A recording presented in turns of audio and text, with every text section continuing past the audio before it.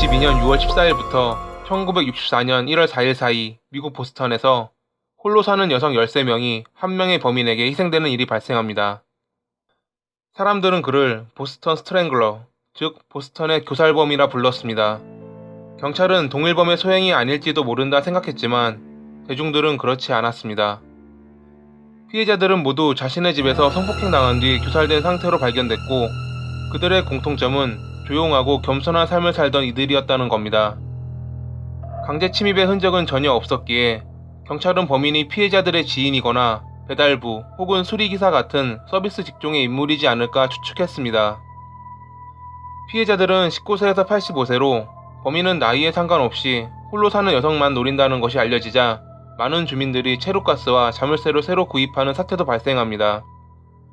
첫 범행은 1962년 6월 14일에 일어났습니다.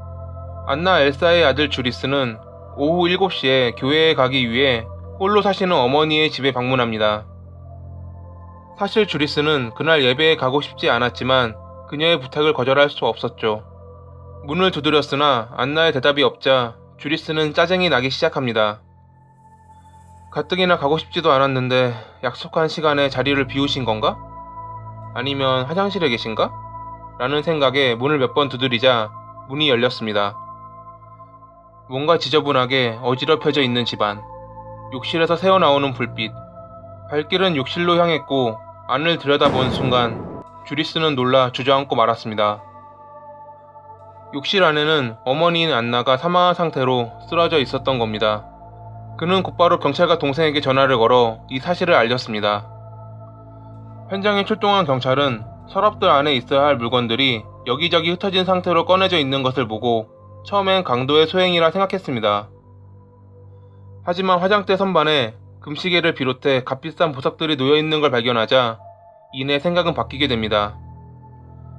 마치 강도가 범행을 저지르려다 당황해 안나를 죽인 것처럼 꾸며놨지만 노련한 수사관은 범인이 처음부터 안나를 목적으로 침입했다는 것을 알아냅니다. 하지만 그녀는 교회를 다니며 혼자만의 시간을 가지는 것을 즐기던 친구가 거의 없는 여성이었습니다. 그녀의 삶에는 아들 이외에는 남자가 없었죠. 원한을 살 일도 없었던 그녀를 목적으로 들어와 범행을 저지르고 별다른 흔적은 남기지 않은 상태로 사라진 범인을 찾기란 매우 어려웠습니다. 그로부터 2주 후인 6월 30일, 니나 프랜시스 니콜스라는 여성이 자신의 아파트에서 안나와 동일한 방식으로 살해당한 채 발견됩니다. 방 내부는 안나 때와 마찬가지로 어지럽혀져 있었고 눈에 띄는 감나가는 물건들 역시 그대로 방치돼 있었습니다. 바로 그날 또 한 명의 여성이 앞선 두 사건의 범행과 동일한 수법으로 살해당했고 2주 만에 일어난 3건의 연쇄범죄에 경찰청장은 성명문을 발표합니다. 보스턴 지역의 모든 여성들은 문을 잠그고 낯선 사람들을 경계하라는 경찰청장의 말에 밝은 대낮에도 거리는 한산해질 정도로 사람들은 외출을 두려워했습니다. 모든 경찰들이 휴가를 취소할 정도로 많은 인력들이 투입됐고 알려진 성범죄자와 폭력적인 정신질환자들에 대한 철저한 조사가 시작됩니다. 피해자들이 모두 고령의 여성이었는데 성폭행을 당했다는 것을 보고 특이한 성적 취향이나 어머니에 대한 어떠한 증오심이 있는 이가 그랬을 가능성 또한 고려해야 했습니다. 경찰들이 범인을 잡기 위해 일사불란하게 움직이는 동안에도 범인은 자신의 범행을 멈추지 않았습니다. 1962년 8월 21일까지 2개월 동안 동일범의 소행으로 보이는 범행이 6건이나 일어났지만 경찰은 여전히 단서조차 잡지 못하고 있었습니다. 6번째 범행 후 3개월간 별다른 일을 벌이지 않던 범인은 1962년 12월 5일 7번째 범행을 저지릅니다. 하지만 이번 범행은 앞선 6건의 범행과 많이 달랐습니다. 우선 피해자 소피 클라크는 21살의 젊은 여성이었고 첫 흑인 여성 피해자였습니다. 강제로 침입한 흔적은 없었지만 평소 조심스러운 행동을 보이던 소피가 아무나 함부로 문을 열어줬을 리 없다는 것이 룸메이트들의 주장이었습니다. 여기서 또 하나, 앞선 사건과 다른 점이 발견됩니다. 앞선 피해자들은 모두 홀로 살았지만 소피는 룸메이트 2명과 같이 살았고 마침 그날은 혼자 있던 날이었습니다. 범행 현장에선 처음으로 범인의 것으로 추정되는 DNA의 증거가 발견됩니다. 지금같이 DNA 수사가 발달된 상태에서는 매우 큰 증거였겠지만 당신은 그렇지 않았습니다. 경찰은 이웃 주민들과 이야기를 하던 도중 루이라는 여성이 오후 2시 20분쯤 처음 보는 남자가 자신의 집 문을 두드렸다는 내용을 듣게 됩니다. 낯선 남자는 그녀에게 자신은 아파트 관리인이 보낸 페인트공인데 견적을 위해 돌아다니는 중이라 설명하며 문을 열어달라 요청했습니다. 별 생각 없이 그녀는 문을 열어주었고 욕실을 살펴보던 낯선 남자는 그녀에게 집이 너무 낡았다며 모델링을 생각해봤냐 질문합니다. 그러면서 다가오는 그의 분위기가 아까와는 너무 다른 것 같아 옆방에서 자고 있는 남편과 이야기해보라 말하자 낯선 남자는 당황했다 합니다. 그는 황급히 본인의 물건을 챙겨 아파트를 잘못 찾아온 것 같다며 도망가다 떠났다는 것이 루이의 증언이었습니다. 아파트 관리인에게 확인해본 결과 그는 누구를 보낸 적 없다 주장했고 인근 아파트 관리인들 역시 모른다 말하자 경찰은 낯선 남자를 유력 용의자로 지명합니다. 루이는 낯선 남자가 25세에서 30세 정도의 나이에 꿀색 머리를 했고 짙은 색 재킷과 짙은 녹색 바지를 입었다고 증언했습니다. 하지만 이것만으로는 범인을 특정하기란 매우 어려웠고 그렇게 1964년 1월까지 보스턴의 교살범은 13명의 목숨을 앗아갔습니다. 유력한 용의자 중 알버트 드살보라는 남성이 있었습니다. 범행이 시작되기 2년 전 보스턴 옆의 케인브릿지 지역에서 이상한 성범죄 신고가 여러 개 들어옵니다. 신고자들은 하나같이 낯선 남자가 자신들의 몸 치수를 재고 달아났다 밝혔습니다. 이게 무슨 말이지?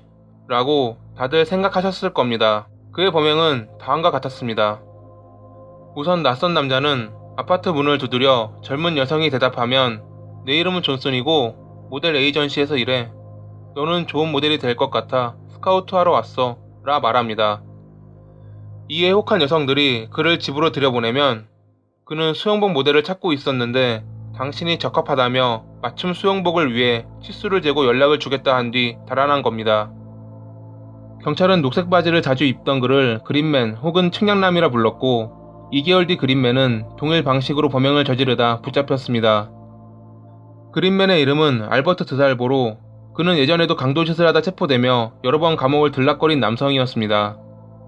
그저 잡범으로 생각되던 그가 보스턴의 교살범일지도 모른다는 주장이 나온 것은 1964년 10월 27일에 일어난 한 사건 때문이었습니다. 그날 알버트는 자신을 경찰이라 소개하며 홀로 사는 여성의 집에 침입했고 성폭행을 한 뒤 갑자기 미안해요 라고 말하며 도망갔습니다. 몇 시간 뒤 알버트는 주차 문제로 누군가와 시비가 붙었는데 그는 미래의 경찰서장인 리처드였고 결국 이상 행동을 보이던 알버트를 리처드는 체포합니다. 물론 처음에 알버트를 어느 누구도 보스턴의 교살범과 연관짓지 않았습니다. 그가 소감 생활을 하며 동료 소감자에게 자신을 보스턴의 교살범이라 소개하기 전까지는요. 알버트가 허황된 거짓말을 한 것인지는 모르지만 지속적으로 소문이 돌자 경찰은 알버트를 신문합니다. 여러 신문 과정에서 알버트가 몇 가지 불일치하는 부분도 있었으나 공식 발표하지 않은 사건의 세부 내용을 서술하자 경찰은 그를 보스턴의 교살범이라 생각합니다. 알버트의 지지자들은 그가 그런 범행을 저지를 인물이 아니며 물적 증거 하나 없이 정신병 진단을 받은 적 있는 그를 몰아세워 거짓 자백을 유도했다 주장합니다. 그들의 말처럼 물적 증거는 없었으나 자신의 범행을 인정한 알버트에게 배심원은 유죄를 선고했고 1967년에 판사는 그에게 사형을 선고합니다. 1973년 11월에 알버트는 교도소 병원에서 자상을 입고 사망한 상태로 발견됐지만 누구의 범행인지는 밝혀지지 못한 상태로 수사는 종료됩니다. 2013년 7월 11일 보스턴 경찰 당국은 보스턴의 교살범 DNA를 통해 알버트가 진범인지 확인하려는 절차를 거칩니다. 우선 알버트의 조카에게서 채취한 Y DNA가 비교됐고 일치에 가깝다는 결과를 얻자 법원의 요청에 알버트의 신체 발굴을 허락받았습니다. 그로부터 8일 뒤인 7월 19일 경찰 당국은 알버트의 DNA가 보스턴의 교살범 DNA와 일치한다는 결과를 발표했습니다. 51년 만에 정확한 물적 증거가 나온 겁니다. 물론 몇몇 이들은 경찰 당국이 밝힌 보스턴의 교살범 DNA가 마지막 피해자의 집에서 발견된 것이기에 알버트가 다른 범행은 저지르지 않았을 수 있다고 주장합니다. 그들의 말처럼 보스턴의 교살범 피해자를 알려진 13명 중 마지막 피해자만 알버트가 살해했을 가능성은 있긴 합니다. 낮은 가능성이지만요. 알버트의 지지자들은 여전히 그가 보스턴의 교살범이 아니라 주장하지만 그가 범인이라는 DNA 증거와 그의 자백을 뒤집을 만한 반박 증거는 현재까지 나오지 않고 있습니다. 1960년대 보스턴 일대를 공포에 떨게 한 보스턴의 교살범은 여러 대중 매체에 소개되며 오늘날까지 많은 사람들의 기억 속에 남아 있습니다.